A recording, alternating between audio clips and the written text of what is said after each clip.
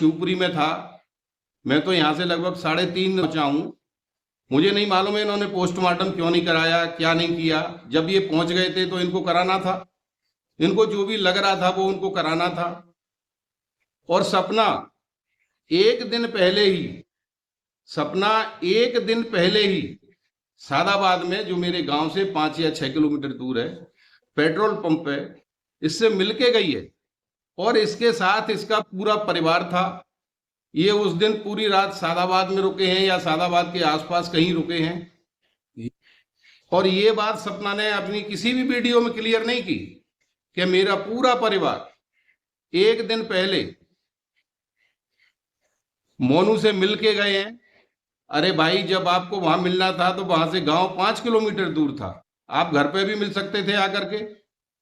और अंशु ने भी इस बारे में क्लियर किया है, ये भी बात क्लियर है। दूसरी चीज मैंने बार बार आपको बोला है, मेरी पत्नी उसकी मम्मी से घृणा करती है, ये पक्का है बिल्कुल, और करती रहेगी आजीवन जिंदगी भर। क्यों? मेरे दोनों बेटे खत्म हुए, इसकी मम्मी 1 मिनट भी मेरी मिसेज के पास आकर के नहीं बैठी, सांत्वना देने के लिए नहीं बैठी कि कोई बात नहीं है, हम आपके साथ हैं। अब ऐसी औरत से मेरी मिसेज कैसे संपर्क बनाएगी, इस बारे में भी आप मुझे अपना क्लियर स्टैंड बताएं।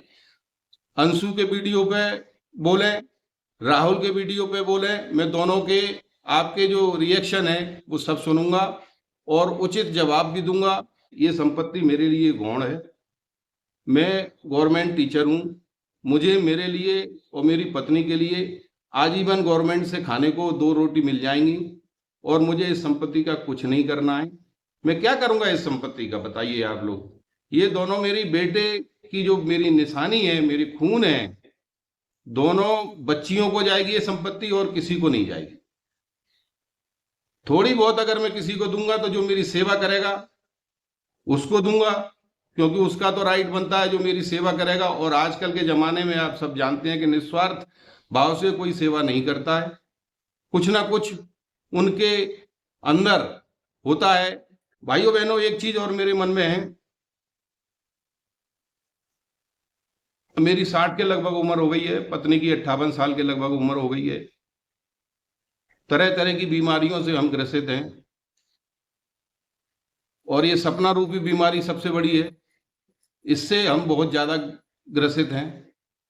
दूसरी चीज, जब मेरे साथ में मुझे ये लगेगा कि मेरे साथ कोई नहीं है, मैं मन से बोल रहा हूं आपको, दोनों बेटों के नाम से इस संपत्ति को किसी ट्रस्ट को या किसी को मैं दान कर दूंगा। ये मेरा पक्का है। मैं और मेरी पत्नी दोनों इस बारे में स्टैंड ले चुके हैं और लेंगे। अगर कोई मेरे अंतिम समय मेरे साथ नहीं है तो फिर मैं ऐसी संपत्ति को ट्रस्ट में अपने बच्चों के नाम से, जिससे उनका नाम चलता रहे, मैं इसको दान कर दूंगा।